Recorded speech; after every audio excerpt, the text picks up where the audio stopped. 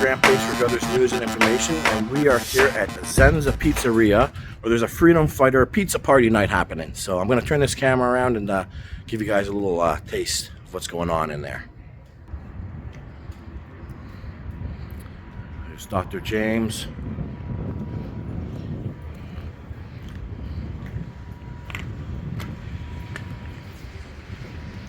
And we're going to meet with Paul Nielsen in a few minutes here. He's the one who put this all together.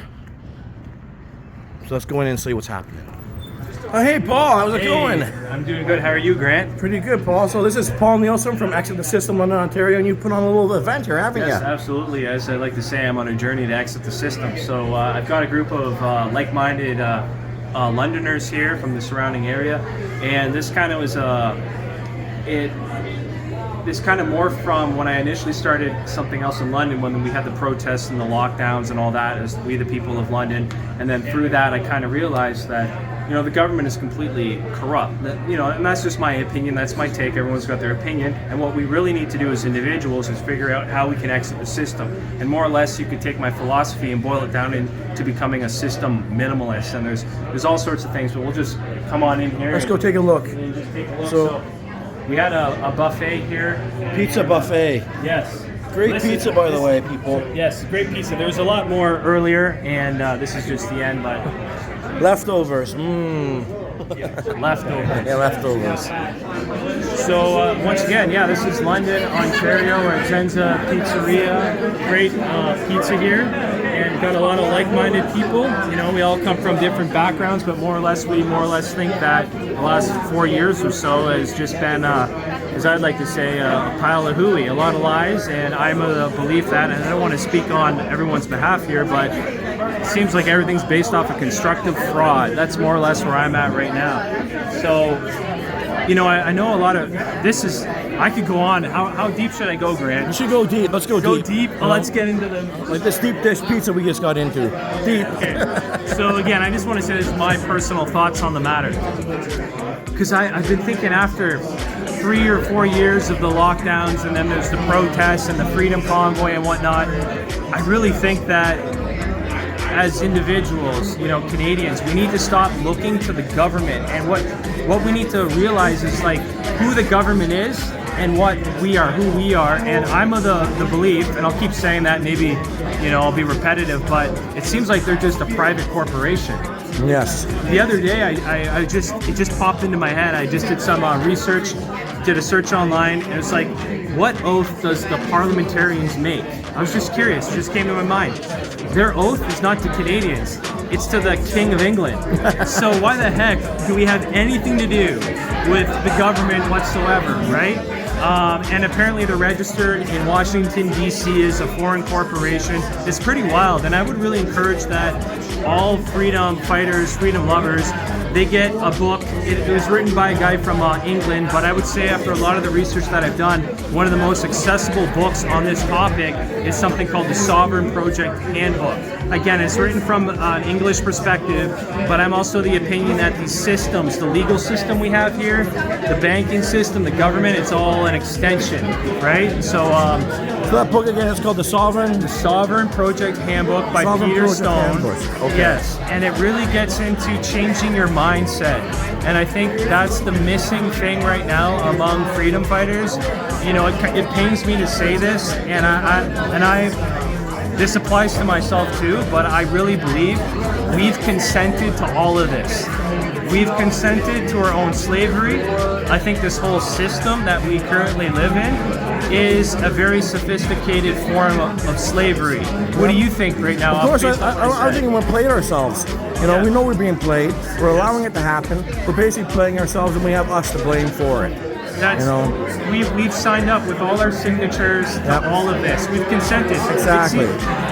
One thing that's been top of mind for me lately, and what I've been reading about online, it seems like being a citizen is actually a liability. And if you have this understanding, or you believe and you see through looking through your research that the government of Canada is a private corporation, that actually puts you as a citizen, as an employee, and you've got this government charter, and whatever they say and do, they can do it. They have the right to do it. One thing that's been kind of blowing my mind lately with the freedom movement is that I don't think they also have an accurate grasp of reality. And by that I mean, when they look at the legal system, they think it's the justice system, and it's not. Legal has to do with contract. It's not justice, it's contract. What did you sign? That's what it's all about. So people look at the legalese system thinking we're going to get justice from this. It's nothing to do with that. And this gets into legalese, and one of the definitions of legalese, and I think it comes from the Bouvier's, I'm probably mispronouncing that, it's a law dictionary French one. Legalese, yeah. have you heard? Yes, I have, yeah. Do you know the definition of it? I don't know the definition. It's fascinating. It is the undoing of God's law. Ah. So through legalese, I also heard someone describe through it legalese, they can take God's law away. Through contract, because contract, my understanding, not a lawyer, nor do I even want to be one, because they seem like they're part of the problem. But someone said legalese, another term for that is weasel words. But legalese in contracts, contract makes the law. So as a free individual, you can enter into any contracts that you want. So here's my thing with Jordan Peterson. You know how Jordan Peterson was going on about they clamped down on his freedom of speech? Yes. Which I agree with the sentiment completely, right? Like, because they were saying you can't go talk about the prime minister, which I call the crime minister. That's with a C, a crime minister. So I agree with that. I'm not knocking that whatsoever. However, what I've realized is this is all contracts. He signed a contract to maintain a license with is he a psychologist? Who's the teacher? But I think he's in a psychologist. Professor? Pretty much what I'm getting at is he's got a contract, and if he wants to maintain that, he has to do what that corporation says. Yeah. If he doesn't want to abide by that, get rid of the contract and speak your mind, right? So more or less what I'm getting at here is through contracts. We've contracted our way into slavery. And I really believe there's a guy online, I don't even know if I want to mention him because he kind of goes by a dubious name. It's kind of funny, and if you don't have a sense of humor, you're not going to appreciate it. His name is Brandon Joe Williams, and his website is One Stupid Fuck. One Stupid Fuck, is it? Yes.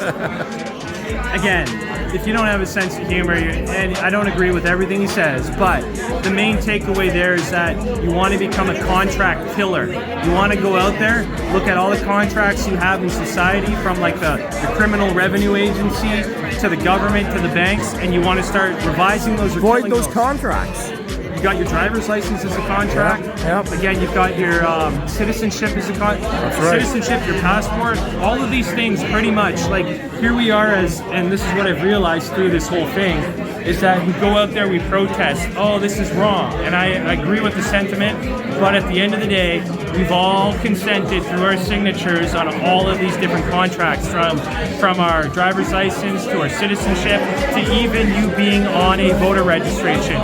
Whether that's at a municipal, a federal, or provincial level, it just goes on and on. Everything that, you might say one thing, but your paperwork says otherwise. That's how they get us. Yep. No legal system, justice system. It's a legal system. It has to do with contracts. You signed on the dotted line here. You agree to all the statutes and codes. And that's a system made to make them money. What's that? It's a system that's made to make them revenue, to bring in the money. Yeah. That's why you see people, they might do a crime, a break and enter as a youngster or whatnot, and then they have a criminal record for 10 years? 10 years. Yeah. So they might be selling drugs or whatnot. They know that young person is going to go out and they won't be able to get a job for a good 10 years. How are they going to make ends meet in those 10 years? They're hoping damn well that youngster goes back to the criminal system so that they can do it all over again. Hire a lawyer. Yeah, now that everybody's getting paid, the lawyer is getting paid, the judge is getting paid, the typist is getting paid, everybody. The damn security team at the front gate is getting paid. Everybody's getting paid by keeping you in the system. Yes. And that's what this whole thing's about. And that made me think of another great resource. It's called Word Magic. Yep. And it gets into, again, legalese being the undoing of God's law. Yep. So through contracts, they get you to give up, they get you and I and everyone else to consent to giving up their God-given rights. Yes. Through contract, Yep. which is completely legal and lawful because you agreed to it. Yep. But we were never given full disclosure. And we can get out. I think I've been told that, and I've been led to believe that a lot of these things are all contract contract offers. So if you get any claim from the government, if you get like a ticket, if you get like a criminal revenue mail saying according to our records, like show me the records, according to our records, you owe us this. Those are all contract offers. They want you to get into, I guess it's business, it's commerce. But boy, you really have to know the system and everything else, Paul, you know? Yes, again, this is why, and this is the challenge I find when you're really starting to see this, because it is, it kind of really bothers me because I admit I can't fully explain this because it's so deep. It seems like it is totally a constructive fraud, and all I can say is something like that book, The Sovereign Project Handbook by Peter Stone, it gives you the mindset to start looking at this differently, because I've realized I'll even talk to some freedom lovers about not paying tax, and they look at me like I'm crazy, but the reality is I know too much now about money, the monetary system, and banking. The fractional reserve banking and everything else, it's all fraudulent. I don't even think, I heard, and I don't know if this is the case, but I heard they don't even do fractional. I heard that's even gone now. It's checkbook money, and this is something I discovered recently too. You go to the Library of Parliament in Canada, and it's important that a lot of this information is American, but bring it back to Canada. And recently I saw on the Library of Parliament, through this group, I was informed that the majority of money is created when a loan is issued to an individual at a bank. Yep. So my question then is, who's the creditor? Who's the creditor? Seriously, think about it. If you walk into a bank, that money didn't exist, you walked in, you sign a loan, and now say it's a mortgage for $1 million, and that $1 million did not exist until you walked in and you signed that loan, who's the creditor? Who brought that $1 million into existence? These big banks are just printing money out of thin air. It's checkbook you know money. It and I know it. It's all fraudulent. Yes, if you go, a great book is The Creature of Jekyll Island, and that gets into that concept of checkbook money. And again, Library of Parliament, government website, it says right there that the majority of the money is created when someone requests a loan. So again, who's the creditor? I'm honestly of the belief that we're the creditors. You walk into the bank as a creditor and you walk out as a debtor, and they extended credit to you at the benefit of the bank. That's right. That book you mentioned, The Creature from Jekyll Island.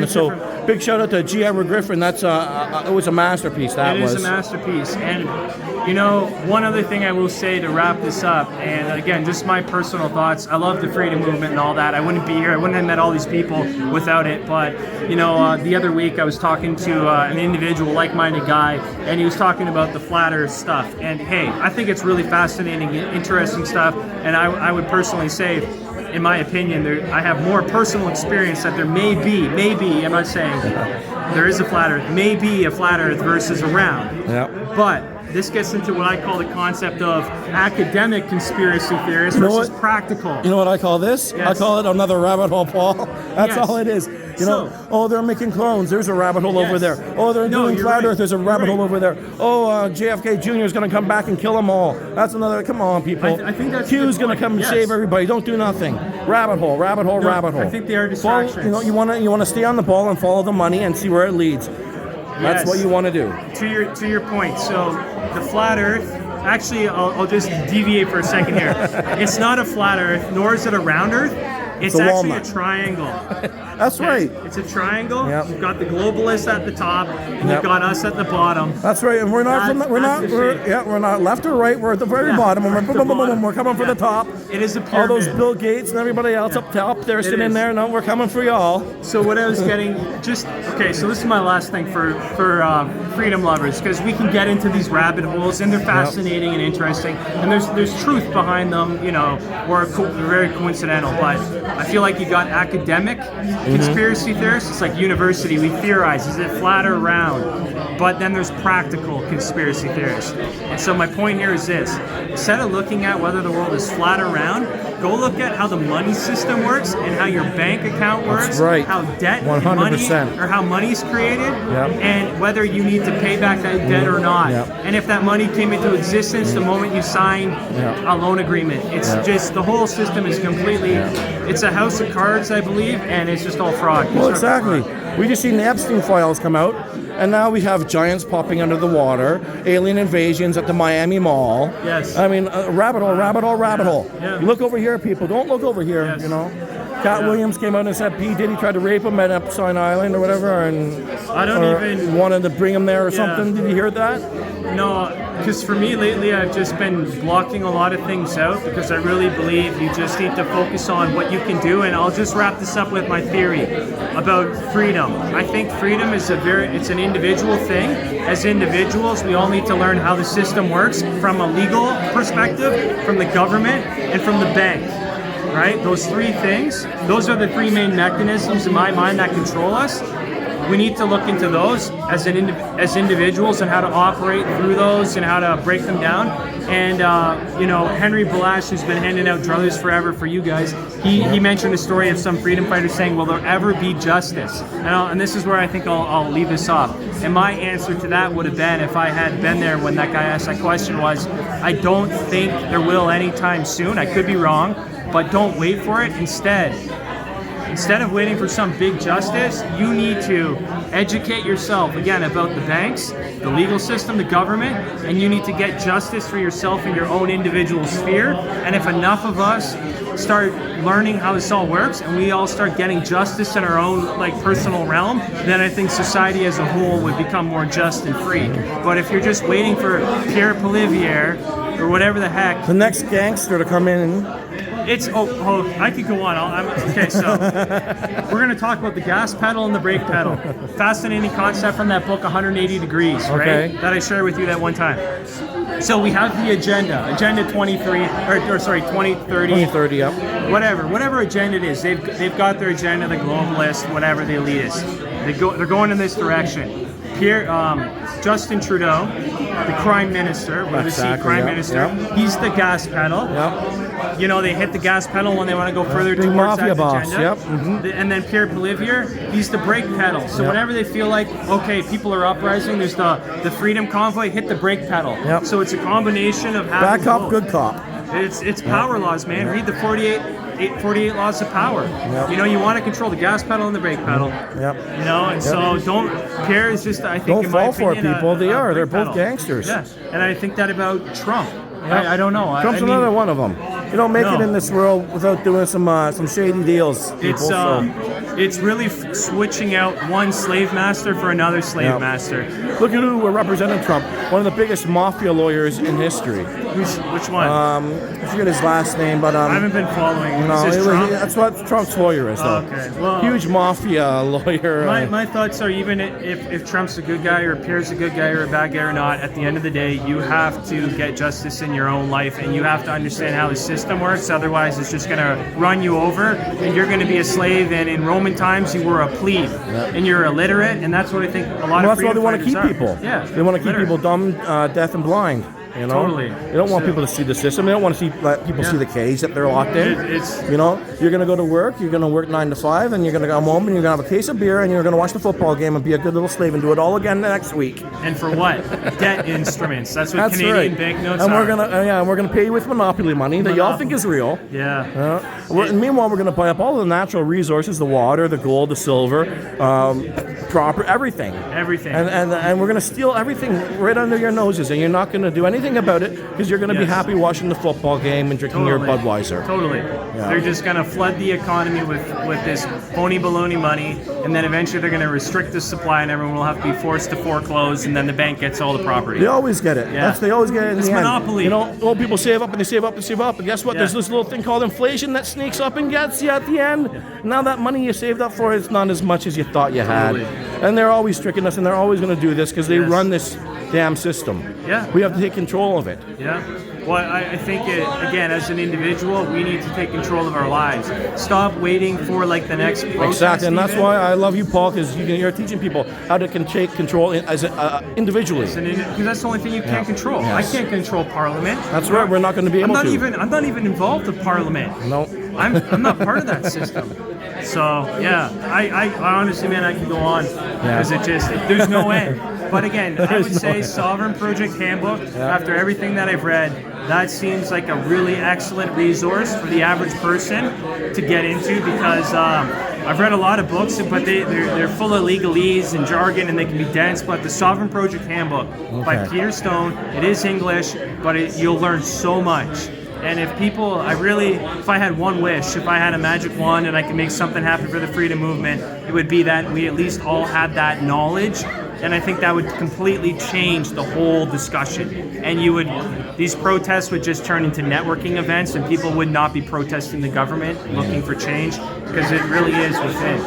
That's how I see it. That's the only thing you can control. So ExitTheSystem.ca if you want to join, if you're from London surrounding area or Canada-wide, whatever. But again, you gotta do this yourself. It's a personal journey, and it's educating yourself, and I really think it's just a sophisticated form of slavery that's being repeated again. Perfect. Well, thanks so much, Paul, for your time, man. And thank you for doing this. Yeah. All right. Yeah. Well, unbelievable event, unbelievable turnout. Thank you, zen'Za. zen'Za Pizza Parlor, London, Ontario. Great pizza, great food, and a great bunch of freedom fighters here, folks.